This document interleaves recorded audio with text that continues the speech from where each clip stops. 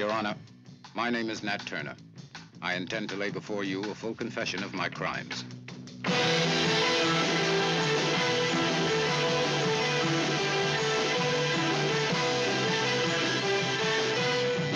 On August 21st, 1831, 55 whites were massacred by me and 70 other slaves.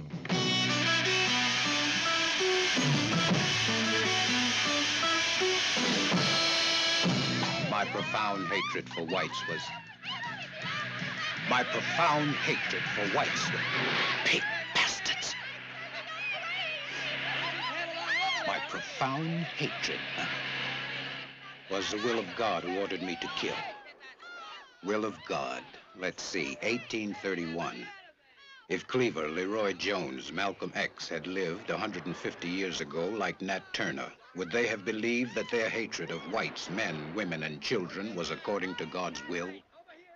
The slave Cleaver, like the slave Turner, would never have dared to admit that the order came not from heaven, but from within himself.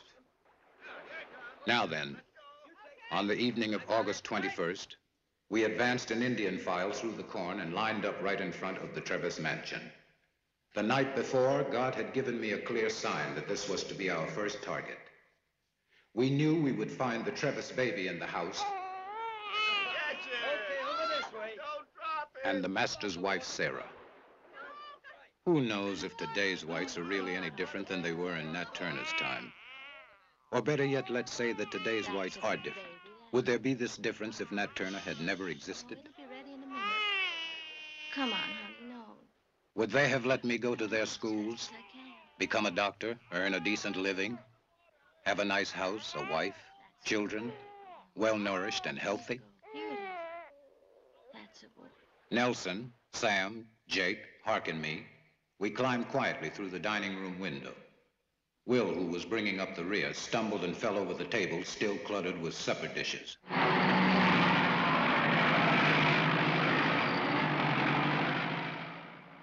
I was scared old man Trevis would wake up, because Will was still stumbling around making one hell of a racket. But old Trevis went right on sleeping next to his wife when Sam and Jake tiptoed in. And it was like the sleep of the just, deep and untroubled. And it occurred to me even then that his harsh, regular snoring was a sound that was familiar since my childhood. In Washington this morning, violence broke out as a large group of young militant black... Oh, here we are. Sam and Jake tiptoed in. No, where was I? That old man had practically raised me. And he was a kind and gentle master. But he was still white, and for that he had to die. Old man Trevis, like all whites, never even imagined that a slave, an obedient creature without courage or dignity, might one day rebel against his master. And so the only reaction that came to his mind, still foggy with sleep, was disbelief. When...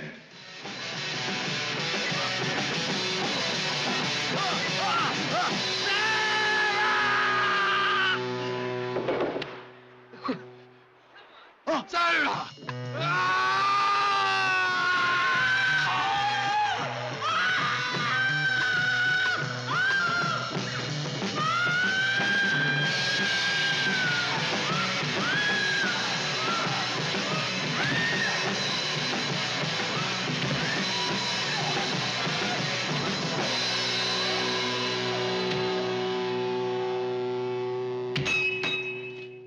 We were about to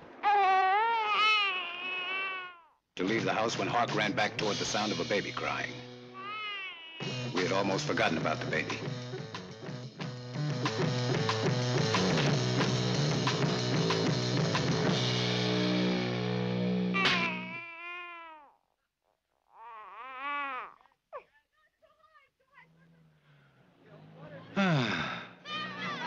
After the massacre at the Trevis plantation, our next objective was... Those idiots again. After the massacre at the Trevis plantation, our next objective was the slaughter of the Reese family. Reese was a cruel and foolish master who amused himself by tormenting his slaves with all sorts of stupid jokes. His wife and his sister-in-law, two asinine creatures, clown. Encouraged this disgusting show-off, shrieking and squealing like stuck pigs. In front of the Reese mansion, I swore that I would no longer show weakness in carrying out God's will.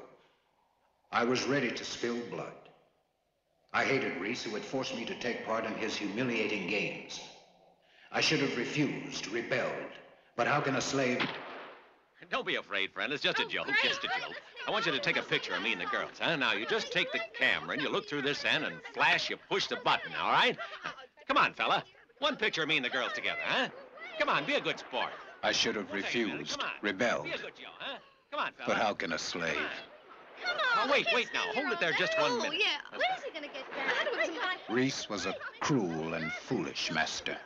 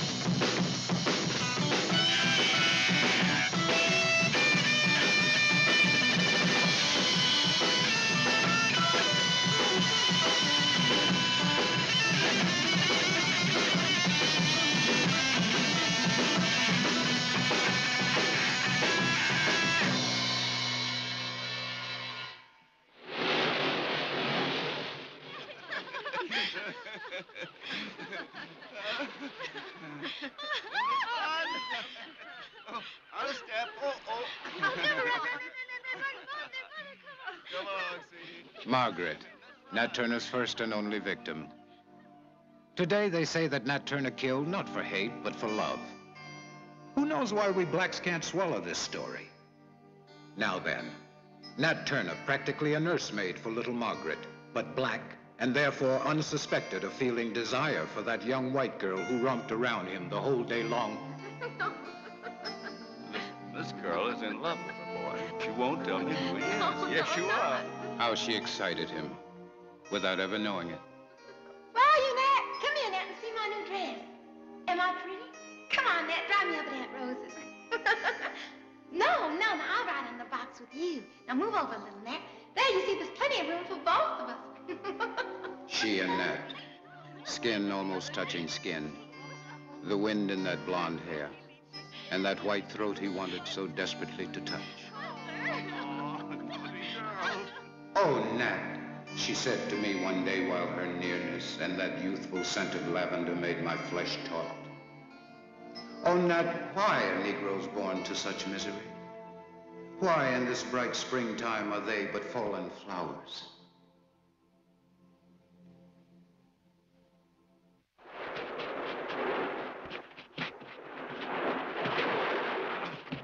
Black bastard! Did you see what they did? Reese. I'll catch you. Black bastard. Let's see. If I, 140 years later, was in love with that white girl, so much in love I couldn't live without her, but just because I'm black like Nat Turner, I can see it now. Sir, let me introduce myself. I'm Dr. Nat Turner. I love your daughter and I intend to marry her.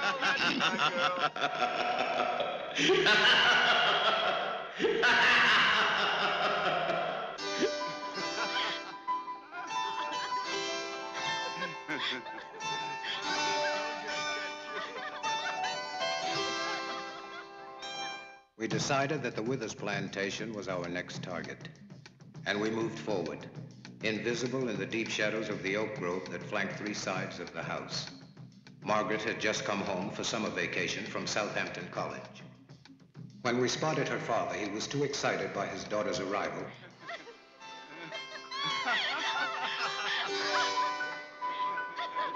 Much too busy welcoming her home and showing her how much she was loved to take notice of us.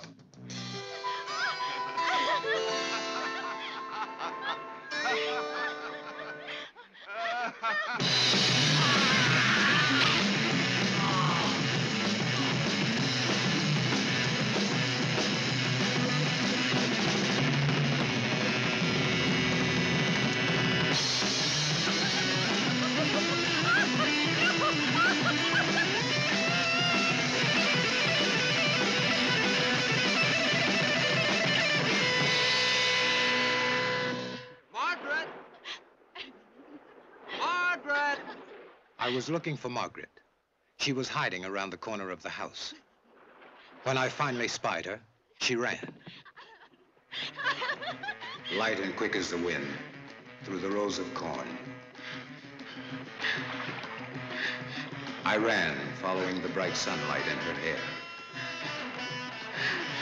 After that flashing face had turned to look at me, I ran faster than she, and then I caught up with her.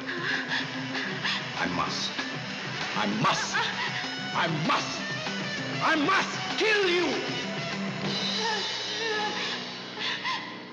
Because I love you! Because you're white! White! White! White!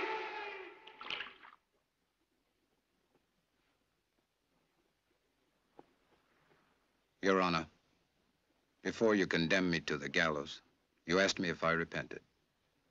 Well, in all sincerity, I can only answer that if I could return